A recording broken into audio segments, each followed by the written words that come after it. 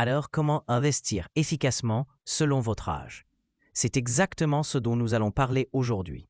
Que vous ayez 20, 30, 40, 50 ou 60 ans, il existe des stratégies précises pour faire fructifier votre argent selon votre étape de vie. Et croyez-moi, la différence entre quelqu'un qui applique ces principes et quelqu'un qui les ignore peut représenter des centaines de milliers d'euros sur le long terme. Bonjour et bienvenue sur cette chaîne dédiée à l'investissement intelligent. Aujourd'hui, nous allons décortiquer ensemble les meilleures approches financières pour chaque décennie de votre existence.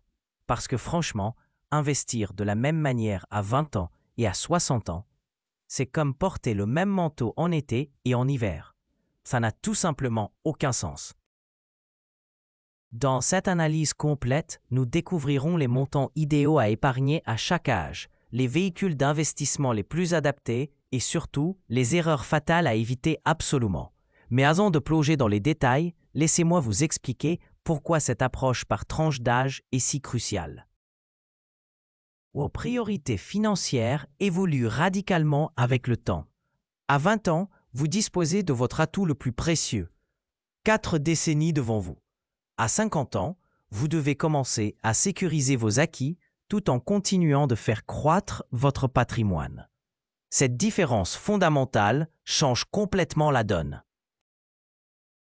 Commençons par établir les bases universelles, valables quel que soit votre âge. Premier principe, épargner et investir ne sont plus des options aujourd'hui, ce sont des nécessités absolues.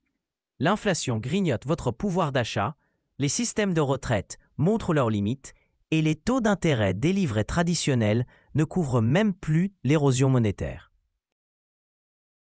Notre stratégie financière doit reposer sur 3 piliers fondamentaux. D'abord, l'épargne de précaution. Vous devez absolument constituer une réserve équivalente à 3 à 6 mois de vos dépenses courantes. Cette somme doit rester accessible immédiatement, placée sur des supports liquides comme les livrets réglementés. Ensuite, l'investissement proprement dit. Une fois votre coussin de sécurité constitué, vous devez faire travailler votre argent sur des actifs productifs. Actions, obligations, immobilier, fonds indiciels. Le choix dépendra de votre profil de risque et de vos objectifs temporels. Enfin, la planification long terme. Que ce soit pour votre retraite, l'éducation de vos enfants ou tout autre projet majeur, vous devez toujours raisonner sur plusieurs décennies. L'enrichissement rapide relève du fantasme pour la grande majorité d'entre nous. À 50 ans, le paradigme change. Votre horizon de retraite se rapproche et vous devez commencer à réduire progressivement les risques tout en continuant de faire fructifier votre patrimoine. L'objectif devient d'atteindre 6 à 12 fois votre revenu annuel en capital. Avec un revenu annuel de 30 000 euros, vous devriez viser entre 180 et 360 000 euros. Ces montants permettront d'envisager la retraite plus sereinement. Côté stratégie, réduisez la prise de risque en augmentant la part d'actifs stables dans votre portefeuille. Obligations d'État, foncières cotées ou encore SCPI de qualité. L'idée n'est pas d'arrêter complètement les actions, mais de rééquilibrer progressivement. Commencez aussi à calculer précisément vos besoins de revenus futurs pour ajuster vos investissements en conséquence. Cette planification devient cruciale à cette étape. En poursuivant notre exemple avec 500 euros mensuels investis depuis un capital de 330 000 euros, vous pourriez dépasser 820 000 euros à 60 ans. De quoi envisager la retraite très confortablement. L'erreur majeure dans la cinquantaine consiste à prendre trop de risques pour rattraper un retard d'épargne des premières années. Si un krach boursier survient 2 ou 3 ans avant votre retraite, vous n'aurez pas le temps de vous retourner, contrairement à quelqu'un de 20 ou 30 ans. À 60 ans et au-delà, votre priorité absolue devient de transformer votre patrimoine en revenus durables. Vous entrez dans la phase de consommation de votre capital après des décennies d'accumulation. Pour calculer vos besoins de capital, utilisez la règle simple des 25 fois vos dépenses annuelles. Si vous dépensez 20 000 euros par an, vous aurez besoin de 500 000 euros de capital. Cette règle empirique permet de retirer environ 4% de votre capital chaque année sans l'entamer. Concrètement, pour générer 2 000 euros mensuels de revenus, soit 24 000 euros annuels, il vous faut un capital de 600 000 euros. Pour 1 000 euros mensuels, 300 000 euros suffisent. OT allocation. Réorganisez votre portefeuille en réduisant la part des actions au profit d'actifs plus stables, obligations, SCBI, foncières.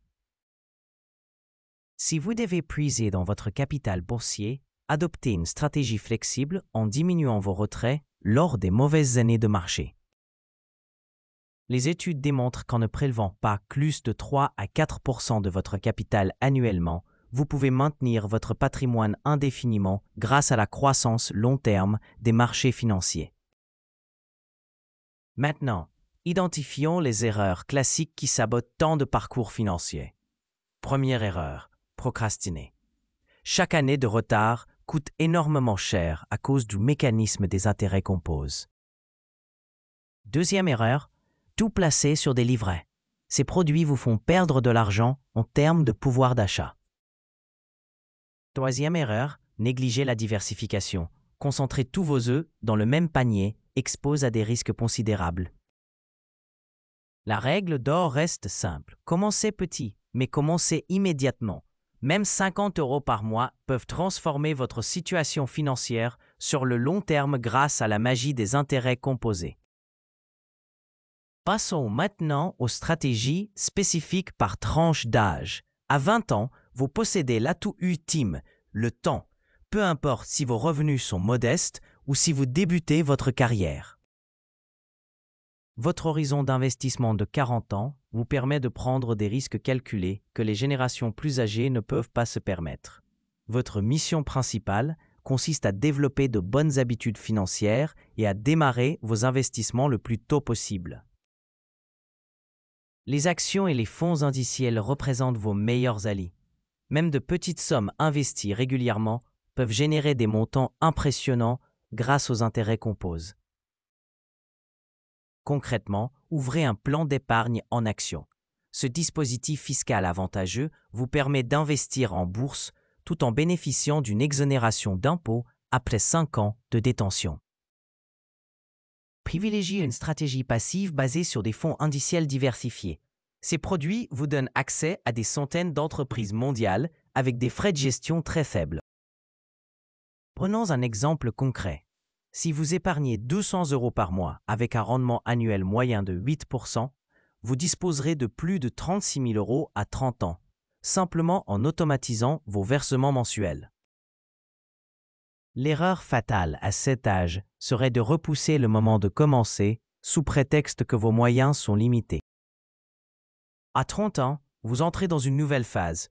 Vos revenus se stabilisent progressivement, mais vos charges fixes augmentent également. Logement, crédit, éventuellement famille. Cette décennie représente l'opportunité parfaite pour consolider vos bases financières et accélérer la croissance de votre patrimoine. Votre objectif devrait être d'atteindre un capital équivalent à une année de salaire brut. Si vous gagnez 2 000 euros mensuels, visez 24 000 euros de patrimoine financier. Cet objectif peut sembler ambitieux, mais il reste parfaitement réalisable avec de la discipline. Augmentez votre taux d'épargne à au moins 15% de vos revenus nets. Cette progression peut s'effectuer en réduisant certaines dépenses superflues et en optimisant vos revenus par la formation ou la négociation salariale. Commencez également à diversifier vos investissements. Continuez d'alimenter vos positions boursières, mais envisagez aussi l'immobilier. Que ce soit par l'acquisition d'une résidence principale, un investissement locatif direct ou via des sociétés civiles de placement immobilier. Point crucial.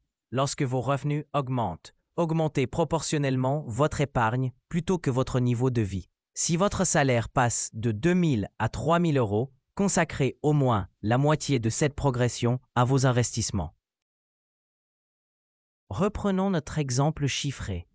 Avec 36 000 euros déjà constitués et en maintenant 200 euros mensuels d'investissement, Vous pourriez atteindre 116 000 € à 40 ans, mais vous pourriez probablement investir davantage à cette période de votre vie. L'erreur principale à éviter dans la trentaine consiste à concentrer toute votre capacité d'épargne dans l'achat de votre résidence principale. Si vous vous endettez au maximum, vous n'avez plus de marge pour continuer d'investir sur d'autres actifs. Parfois, il vaut mieux retarder cet achat immobilier, surtout dans les zones où les prix sont très élevés. À 40 ans, votre situation financière devrait être bien établie. Vos revenus atteignent souvent leur pic et c'est le moment idéal pour accélérer sérieusement la constitution de votre patrimoine. Votre objectif devient d'atteindre 3 à 5 fois votre revenu annuel en capital. Avec un revenu annuel de 24 000 €, vous devriez viser entre 72 et 120 000 € de patrimoine. Ces montants peuvent paraître intimidants, mais ils restent atteignables avec une stratégie cohérente démarrée suffisamment tôt. Si vous n'êtes toujours pas propriétaire, c'est peut-être le moment d'envisager l'acquisition de votre résidence principale, mais uniquement si vous comptez rester au même endroit pendant au moins 10 ans. En dessous de cette durée, la location reste souvent plus avantageuse économiquement. Continuez d'investir massivement en bourse via les actions et fonds indiciels, tout en diversifiant avec des obligations ou des parts de SCPI selon votre appétence au risque. La règle demeure de ne jamais mettre tous vos œufs dans le même panier. Continuons notre simulation chiffrée. En partant de 116 000 € et en investissant désormais 400 € mensuels, vous pourriez atteindre 330 000 € à 50 ans, une somme qui commence à devenir vraiment conséquente pour la suite. Les erreurs à éviter restent similaires, surinvestir dans l'immobilier au détriment d'autres classes d'actifs et sous-estimer l'importance de la diversification.